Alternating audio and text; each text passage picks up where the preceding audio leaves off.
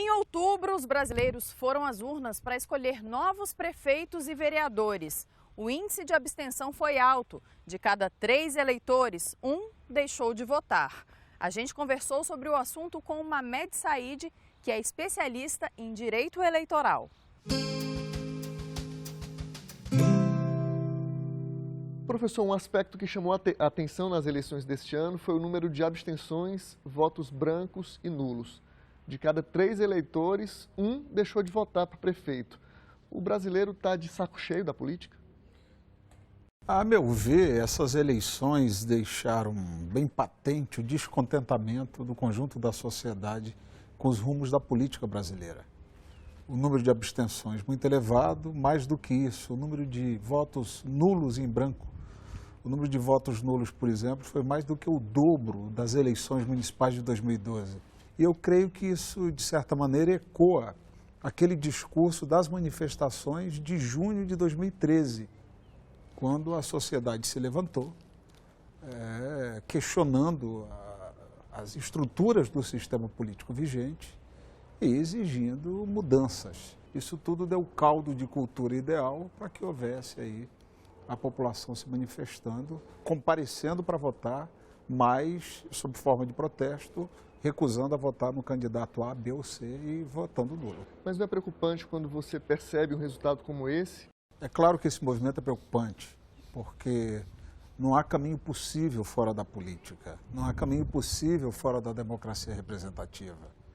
Nós temos que utilizar os instrumentos que a Constituição nos coloca, elegermos os nossos representantes para, em nosso nome, desenvolver os negócios públicos e utilizar os instrumentos da democracia direta, eventualmente, como o plebiscito, o referendo, a iniciativa popular de lei. Mas é preciso compreender que fora da política não há como ter uma governança plausível. As legendas partidárias são importantes em qualquer regime democrático. Então, o que nós precisamos é aperfeiçoar os institutos da democracia representativa. Falando do resultado propriamente dito, o que a gente percebe é uma hegemonia do PMDB, uma votação muito elevada também no PSDB e uma queda acentuada no número de prefeituras que foram conquistadas pelo PT. A dúvida é como é que isso vai repercutir dentro do Congresso? O resultado das eleições municipais, é claro que demonstra claramente o reforço dos partidos da base do presidente Temer. Não há como negar isso.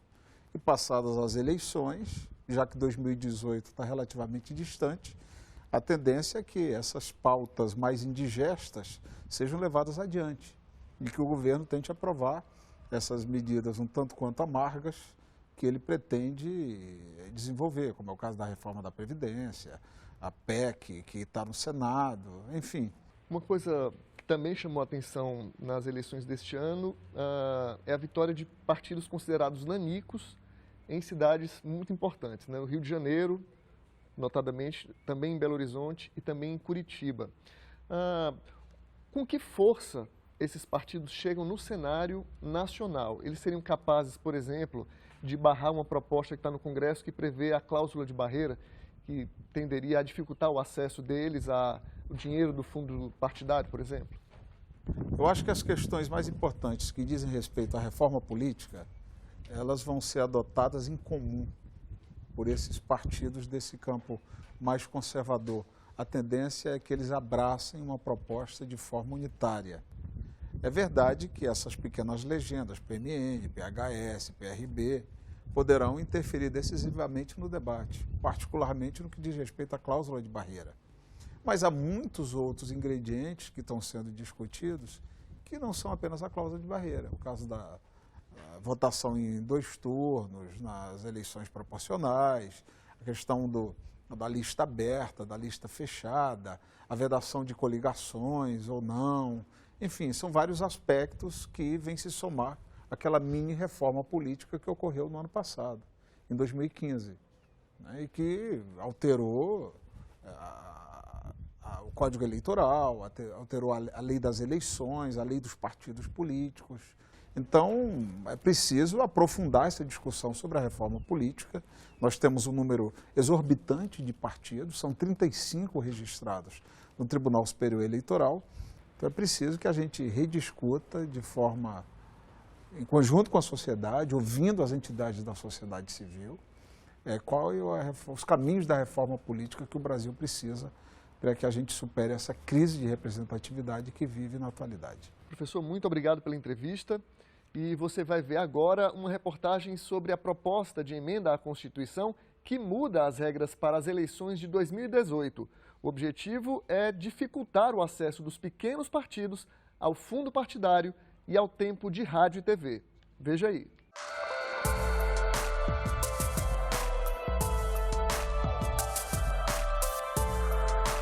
O Brasil tem 35 partidos registrados no Tribunal Superior Eleitoral, 26 deles com representantes na Câmara. Todas as legendas com deputados federais eleitos têm direito a uma parte do fundo partidário e do horário gratuito de propaganda no rádio e na TV, independente do número de parlamentares. É uma verdadeira prostituição política. Hoje cria-se partidos para se negociar cargos, ministérios e tempo de televisão. A proposta de emenda à Constituição cria barreiras para os pequenos partidos. De acordo com a PEC, a partir de 2022 só terão funcionamento parlamentar as legendas que alcançarem um desempenho mínimo nas eleições para a Câmara. E a nota de corte é alta. As siglas precisam obter pelo menos 3% do total de votos válidos no país, distribuídos em 14 unidades da federação. E em cada uma delas, o partido deve garantir 2% dos votos. Nas eleições de 2018, já valeria uma regra de transição. Só teriam funcionamento parlamentar as legendas com 2% dos votos válidos em todo o país. Talvez os 35 partidos de hoje se resumam a 8 partidos, que é um apelo que a população brasileira tem feito, a fim de acabar-se com os partidos de aluguel, as conveniências, o toma lá da cá. Pela PEC, apenas as siglas que alcançarem a cláusula de barreira terão direito ao dinheiro do fundo partidário e ao tempo de rádio e TV. Os parlamentares eleitos por partidos que não atingirem a nota de corte podem exercer o mandato, mas as legendas ficam fora do rateio de vagas nas comissões e na mesa diretora da Câmara. A proposta ataca em outra frente, proíbe as coligações nas eleições proporcionais a partir de 2020. As alianças valeriam apenas para as campanhas majoritárias, na escolha de prefeitos, governadores, senadores e presidente da República. Esse sistema que está aí é um sistema maluco. É um sistema que a pessoa é dona do voto dela até o momento que ela põe o voto na urna. A partir dali, tudo pode acontecer com o voto dela. Ela pode votar em alguém para deputado e eleger alguém que ela detesta. Aí você pega, dentre os eleitos, você pega um vereador ou uma vereadora que ficou de fora da Câmara e tem o triplo de voto de um que está dentro, pelo sistema de votação de legenda à eleição proporcional. Para aliviar os prejuízos para os pequenos partidos, a PEC autoriza a criação das chamadas federações partidárias. Legendas com afinidade ideológica podem se unir e atuar como um só partido nas casas legislativas. Se juntas as siglas alcançarem os votos exigidos pela cláusula de barreira, elas terão direito a funcionamento parlamentar, tempo de rádio e TV e dinheiro do fundo partidário. Mas a proposta tem uma exigência. Os partidos unidos em federação devem ficar juntos durante pelo menos 4 anos. Se um partido resolver deixar o grupo, perde os benefícios. Música, dança, rádio, cineclube e até game. Em Olinda, Pernambuco, um projeto utiliza as novas tecnologias para valorizar as manifestações culturais africanas. É mais uma iniciativa certificada pela Fundação Banco do Brasil.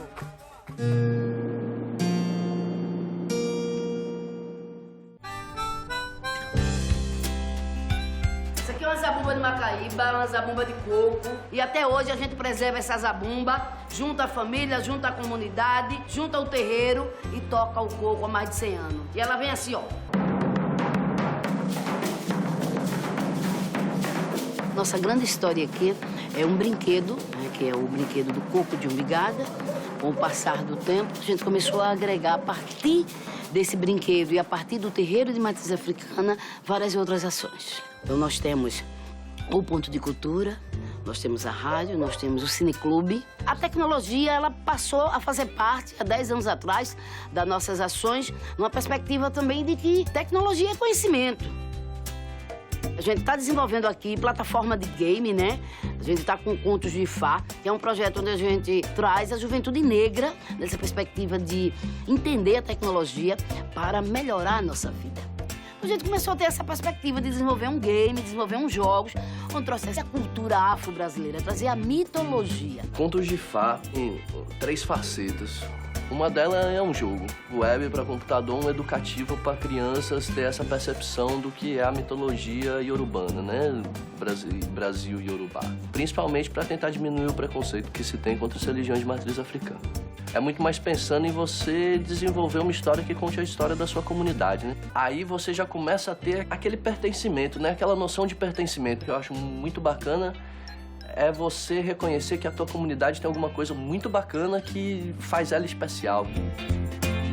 Na verdade, como uma tecnologia social, isso pode ser traduzido em qualquer cultura tradicional, de índio, quilombola. Você pode traduzir essa metodologia para qualquer matriz. Acho que a transformação principal do Contos de Fá nisso é trazer o pensamento crítico sobre os nossos meios. E eu fico muito feliz, porque está na mão deles e jovens com a cabeça aberta, com uma perspectiva de mudança, acreditando que outra sociedade é possível e é possível a partir do seu protagonismo.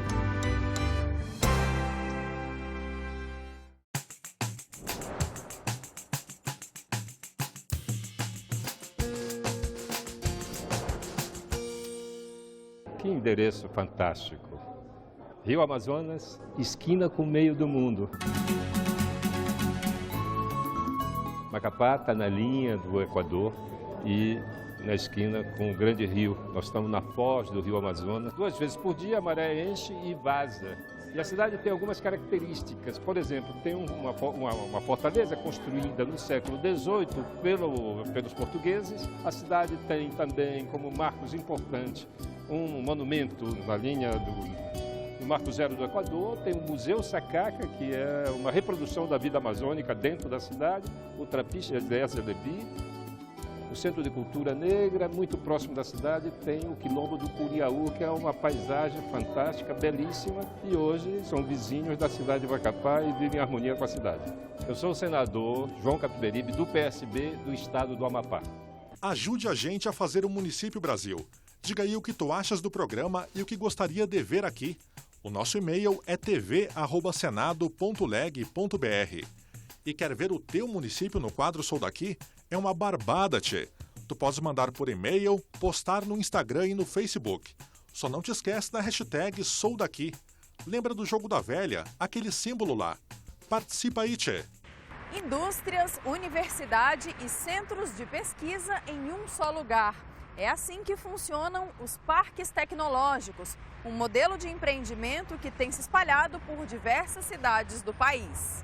O Município Brasil foi até o interior de São Paulo e vai te mostrar a experiência do Parque Tecnológico de São José dos Campos. É em dezembro, hein? E o programa de hoje está na internet. Anote aí, senado.leg.br/TV e youtube.com/TV Senado. No WhatsApp, o nosso número é o 61 99966 1616. A gente se vê no próximo Município Brasil.